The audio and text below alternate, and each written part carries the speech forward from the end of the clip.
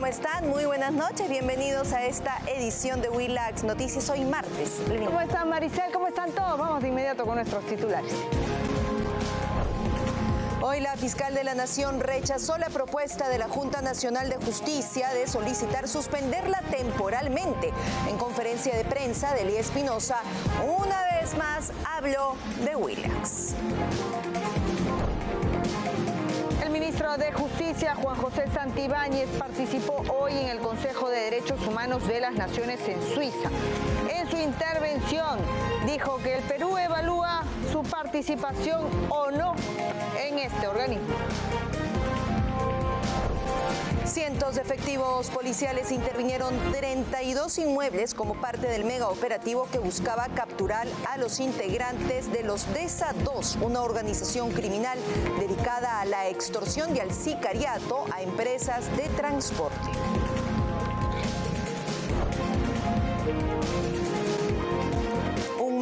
Operativo por parte de la Policía Nacional en Arequipa, en Huacho, en el Callao, en Lima, por supuesto en medio de una situación que logra desarticular a una peligrosa organización criminal, los DESA 2, que se dedicaban a la extorsión a quienes tienen empresas de transporte público, pero también al sicariato.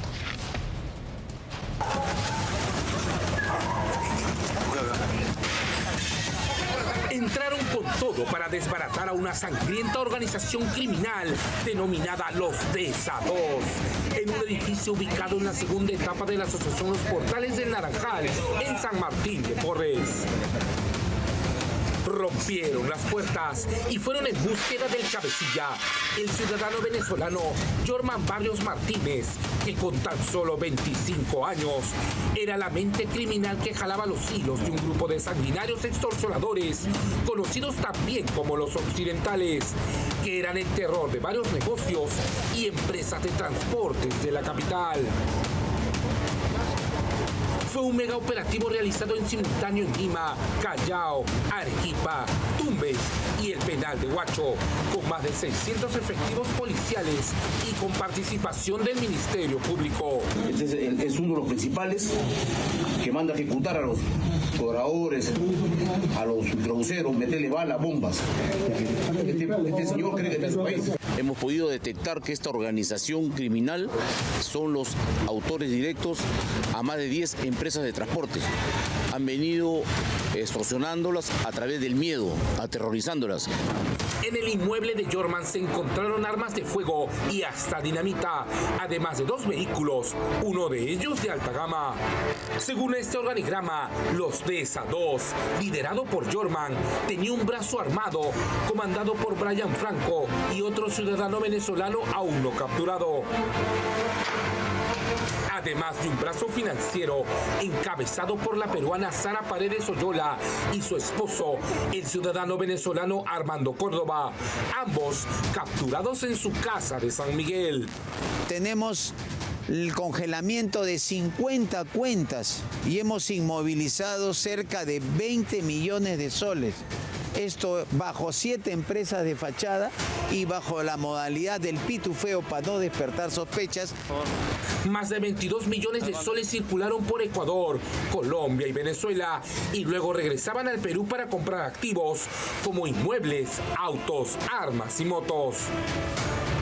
En Tumbes, por ejemplo, fue detenida Adriana Lisset Franco por aparentemente haber dado su cuenta bancaria para el movimiento del dinero mal habido.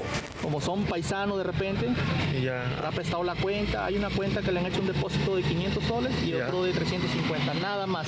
Así se escondan debajo de las piedras o debajo de algunos lugares, siempre la policía los va a encontrar.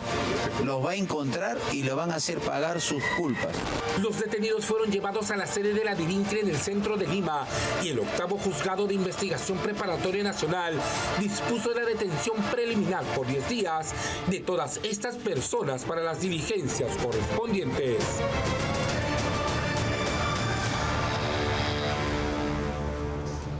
Vamos a repasar lo que ocurre con una empresa de transportes, Nueva Esperanza, en Villa María del Triunfo. Se llama la empresa Corazón Valiente. Viene siendo amenazada a pesar que paga cupo.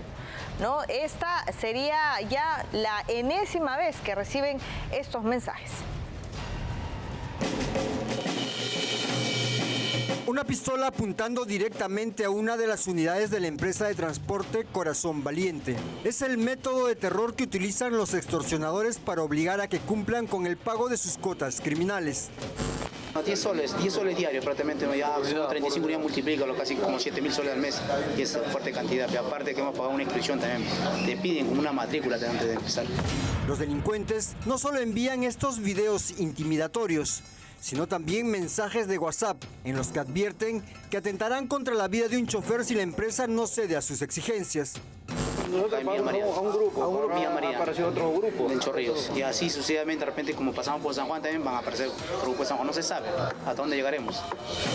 En esta empresa hay 35 unidades y más de 100 trabajadores. El miedo se apoderó de los conductores, quienes decidieron no salir a trabajar ante la amenaza que uno de ellos sea asesinado en plena ruta. Nosotros queremos chambear, solo que solucionar el problema. La inseguridad no podemos. Pero la situación es aún más alarmante e indignante. La empresa de transportes Etup Samariategui, cuyo patio de maniobras colinda con el de Corazón Valiente, también es blanco de los extorsionadores. Tras 4 días detenidos, volvieron a operar, luego de haber llegado a un acuerdo con los delincuentes, y como muchos aceptaron pagar el cupo. El día viernes ya recibimos los mensajes, sábado ya nadie comenzó a trabajar. Domingo tampoco. Sábado mandaron un último ultimato que no sale nadie si no transan porque como iban a comenzar a matar choferes, ya no salieron, pues sábado, domingo, lunes, porque el gerente no está. Hoy han salido ya, con temor, pero han salido. Nosotros nos han dado como luz verde. En el paradero de la 73, sus puertas lucen cerradas y sus unidades estacionadas. La misma situación. Apagaron sus motores por el peligro constante, pero sobre todo por los ataques del cual son víctimas. Para el día de mañana no lo queremos ver. Tienen que ponerse al día, alíñense, algo así. No lo escuché bien ya y se embalaron los dos. ¡Bum! Se subieron a la moto y el otro a su auto y ¡bum! Se embalaron. Este es el oscuro panorama que se vive en Lima Sur, empresa de transportes bajo el yugo de mafias que siembran terror, choferes y familias que viven en constante zozobra, y un sistema criminal que obliga a pagar para no convertirse en la próxima víctima. En el cercado de Lima, sujetos incendiaron una combi y dejaron al lado un mensaje extorsivo dirigido al dueño del vehículo. Le decían que esta era una advertencia, que si él y los compañeros también de la empresa a la que pertenece la combi no se alinean y no pagan cupos, van a seguir incendiando estas unidades. Y ya en el colmo, al final del mensaje, colocan la frase atentamente Tito. Es el alias de un criminal líder de una organización dedicada a las extorsiones.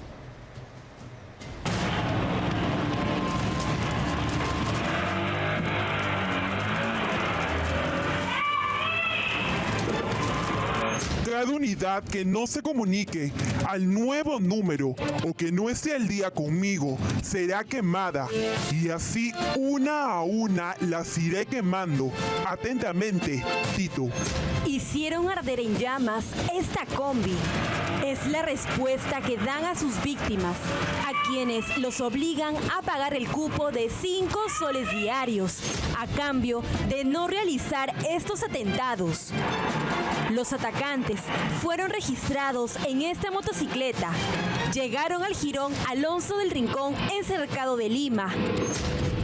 Uno de ellos bajó de la unidad, roció el contenido inflamable y prendió fuego.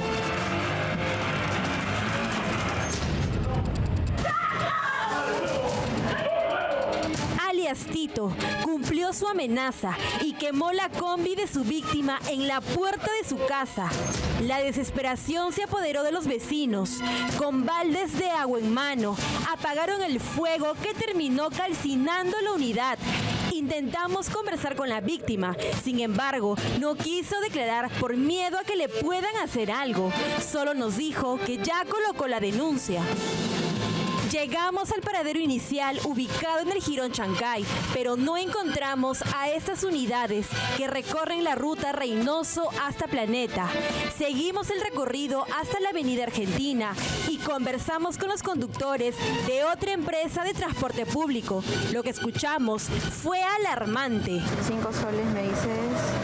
Aquí y abajo. ¿Abajo de dónde es donde realizan ese pago? De Mayolo.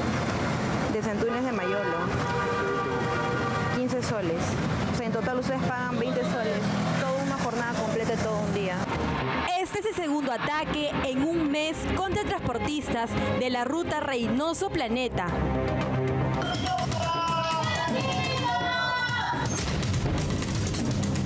Fueron momentos de terror que vivieron los vecinos del Cercado de Lima al ver cómo una combi se incendiaba en plena calle. ¿Hasta cuándo van a continuar las extorsiones, los ataques y asesinatos a conductores? Esto pone en evidencia el accionar de este criminal llamado alias Tito, quien opera con total impunidad.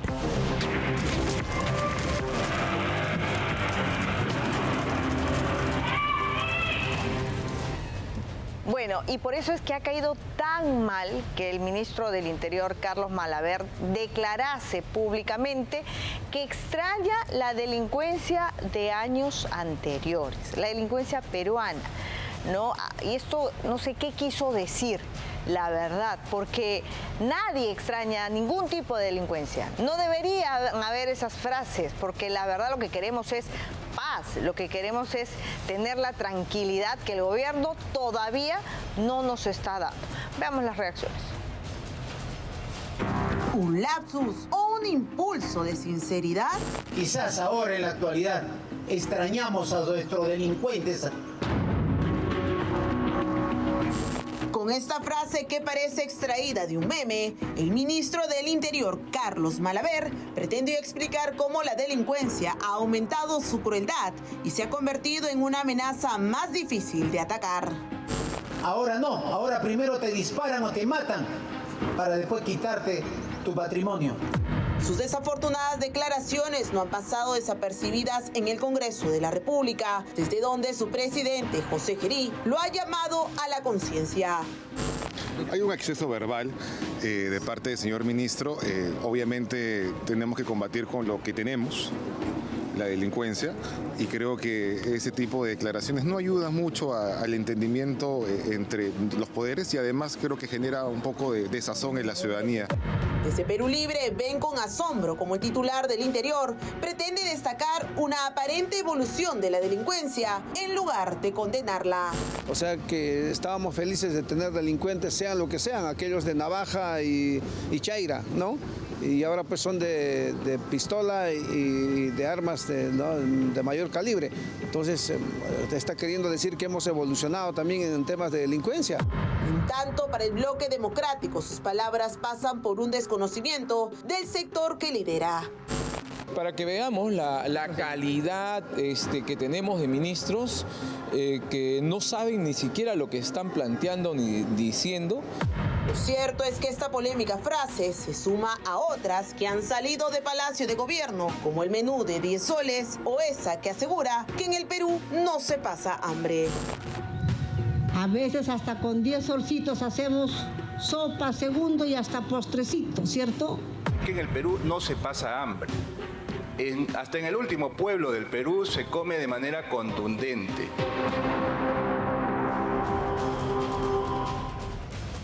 Uno intenta entender las palabras del ministro Malaver, porque es cierto que en los últimos años la violencia se ha incrementado cuando hablamos de robos al paso incluso, y esto ante la llegada también de delincuentes extranjeros. Pero lo que no podemos asegurar es el extrañar a una delincuencia, sea cual sea y venga de donde venga, y menos si se trata de una autoridad que debería enfrentarla en su totalidad. Pero hay más temas que se están cuestionando funcionando y que nacen desde el Ejecutivo, como por ejemplo la propuesta que se hizo desde hace varias semanas de salir de la Corte Interamericana de Derechos Humanos. El ministro de Justicia, Juan José Santibáñez, ha ratificado esta posición y ya de manera oficial frente a la ONU, salirnos de este sistema. Y a eso se suma la posición que hay desde el Parlamento del presidente del Congreso que apoya esta línea. Suena fuerte el posible retiro del Perú de la Corte Interamericana de Derechos Humanos. Primero fue el ministro Santibáñez en Suiza y posteriormente el presidente del Congreso, José Gerí.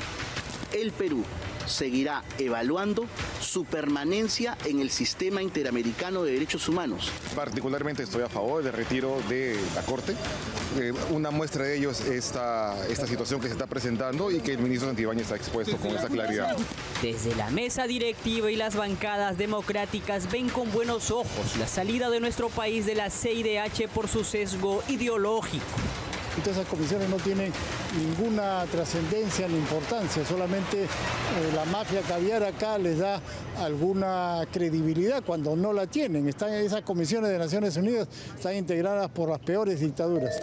Lo que ha causado mayor indignación es la exhortación del alto comisionado de la ONU, que considera como un retroceso en la justicia la ley de amnistía para militares y policías que lucharon contra el terrorismo. Una ley que ha sido objeto de inaplicación vía control difuso. De ninguna manera, nada sobre nuestra Constitución, nadie.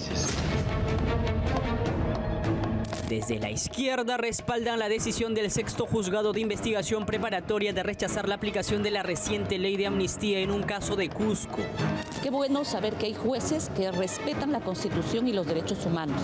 Mientras la izquierda se opone a la ley de amnistía, el gobierno y el Congreso apuestan por una salida del sistema interamericano de derechos humanos.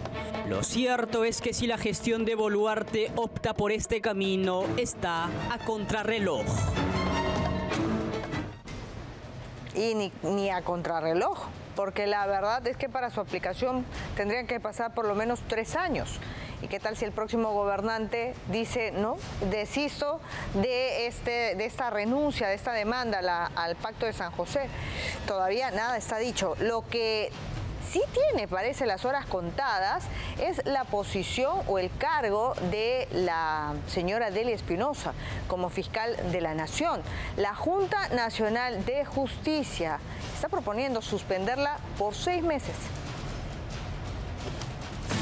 Delia Espinosa podría estar cerca de repetir la historia de su enemiga pública y dejar el cargo bajo una suspensión. Lo anuncio, sépanlo. Señores con intereses oscuros y ocultos, no me van a sacar de acá. Así de simple. La vicepresidenta de la Junta Nacional de Justicia, María Teresa Cabrera, ha propuesto la suspensión por 6 meses de la actual fiscal de la Nación, tras acusarla de desacatar una resolución de este órgano y no reponer a Patricia Benavides como fiscal suprema y titular del Ministerio Público.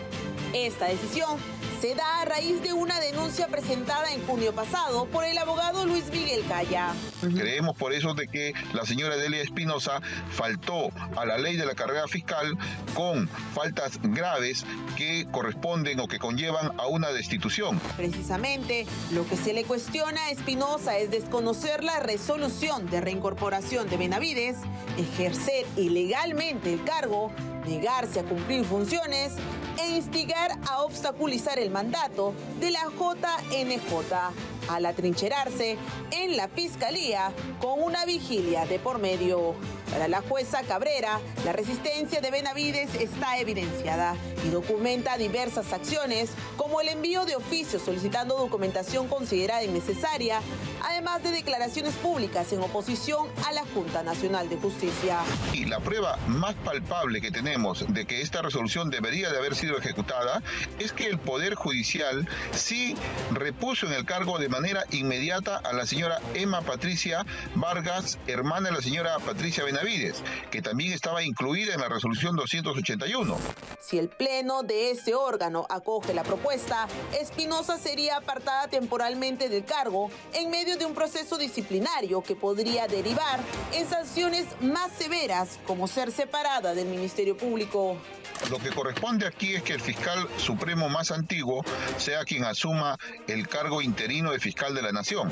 Si es que no quiere el señor Pablo Sánchez, debemos de recurrir a quien sigue y así hasta poder llegar a quien asuma interinamente el cargo de fiscal de la Nación. De proceder este apartamiento temporal, nos quedaríamos nuevamente con un fiscal interino hasta que se ejecute una nueva elección en el seno de la Junta de Fiscales Supremos, donde ahora ya se encuentran repuestos Patricia Benavides y Tomás Aladino Gálvez. Mientras esto sucede, Espinosa deberá mantenerse al margen. Para que la señora Delia Espinosa, como fiscal de la Nación, no obstruya en las investigaciones, no obstruya en el proceso administrativo disciplinario en su contra y se lleve con total transparencia y honestidad este procedimiento. El procedimiento disciplinario podría prolongarse varios meses y culminar en sanciones que van desde una amonestación hasta la destitución. Esta es una propuesta que tiene que revisarse todavía por el Pleno de la Junta Nacional de Justicia. Nace de María Teresa Cabrera, pero sin duda ha respondido la fiscal de la Nación. ¿Qué piensa hacer después si es que se da esta resolución? ¿Se confirma por parte de toda la Junta una nueva vigilia? Un nuevo hecho que coloca al Ministerio Público, ¿no?, sobre la alerta y la alarma de no respetar decisiones autónomas de la Junta Nacional de Justicia. Por lo pronto, Delia Espinosa en conferencia de prensa ha señalado que para ella los integrantes de la Junta no están aptos para tomar una decisión de este tipo y que tiene que ver con Delia Espinosa. Vamos a escuchar sus argumentos. La todopoderosa de la Fiscalía de la Nación, Delia Espinosa, rechazó el informe elaborado por la vicepresidenta de la Junta Nacional de Justicia, María Teresa Cabrera, que plantea suspenderla del cargo por 6 meses tras desobedecer la resolución que ordenó reincorporar a Patricia Benavides. De ser cierto este pedido, la señora Cabrera estaría cometiendo delito de prevaricato. ¿Por qué? Porque en uno de los documentos, que esperamos no sea cierto, señala de que se me somete a un proceso inmediato, cuando el Tribunal Constitucional ya ha dejado claramente establecido que el procedimiento inmediato disciplinario no es constitucional, no es legal.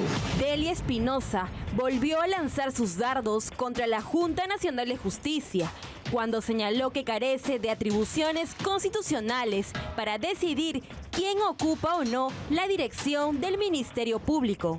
La Junta Nacional de Justicia no tiene facultad o atribución constitucional de imponer o de seleccionar o decidir quién es fiscal de la Nación. Si me llegan a sancionar a través de este procedimiento, lo que va a venir sin lugar a dudas es que repongan forzadamente a la doctora Benavides en el cargo de fiscal de la Nación. Y eso, señores, es inconstitucional. En su discurso no se aguantó un comentario que al parecer lo tenía especialmente reservado y se dio el tiempo para referirse de forma sesgada a Willax Televisión.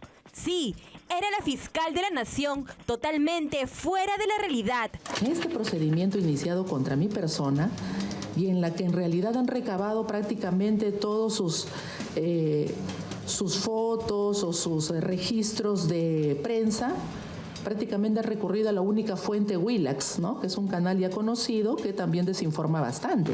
Para su mala suerte, al momento del sorteo, nos tocó realizar una pregunta y respetuosamente rebatimos su comentario desatinado y tendencioso. Esto fue lo que nos respondió la fiscal Espinosa. Como tienen el derecho a opinar, todos tenemos derecho a opinar.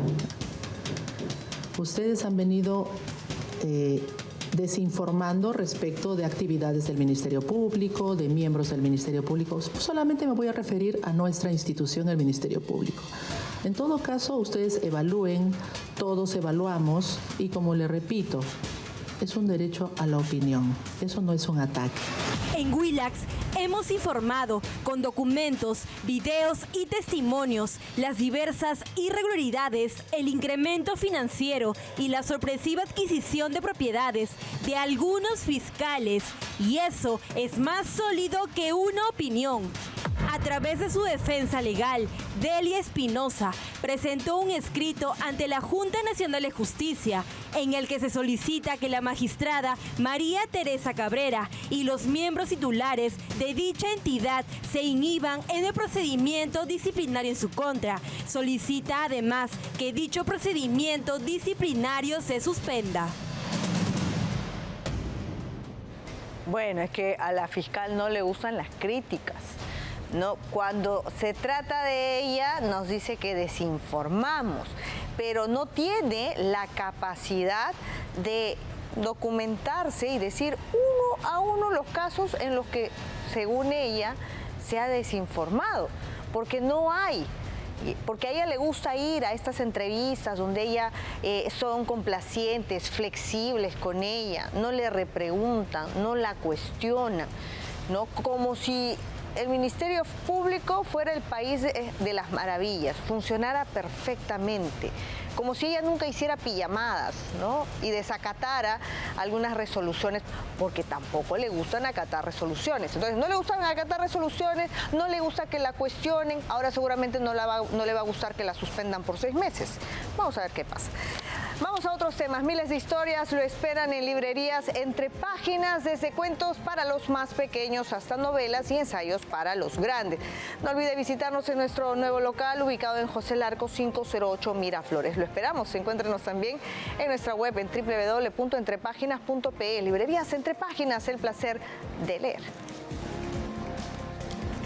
Momento de un consejo económico gracias a los especialistas de la Universidad San Ignacio de Loyola.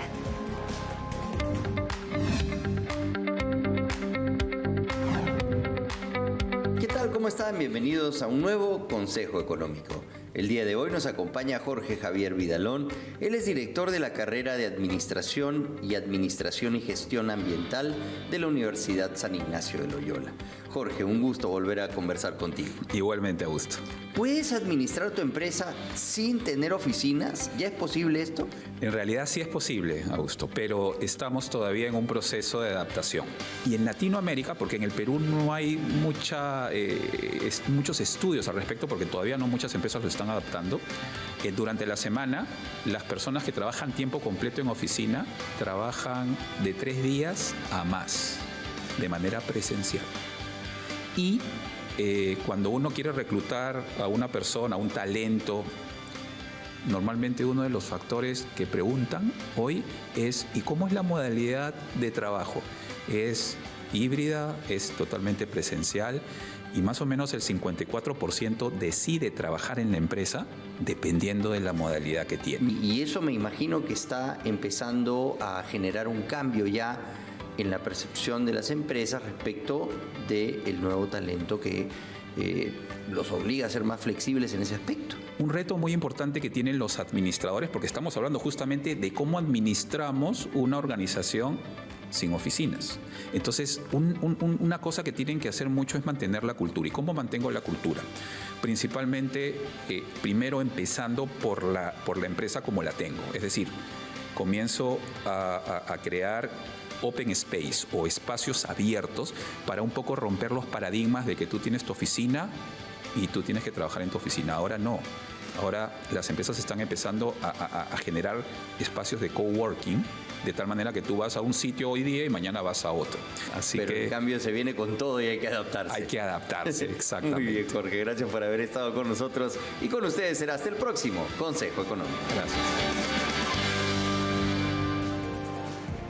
Otra gran recomendación, visite Danza, un lugar donde la danza y la gastronomía se unen para mostrarle lo más fascinante del Perú. Déjese sorprender por una noche llena de experiencias sensoriales únicas en el país. Adquiera ya sus entradas a través de Join Us. Danza, danzas y sabores del Perú. Vamos a hacer una brevísima pausa comercial. No se muevan porque cuando regresemos tenemos estas imágenes.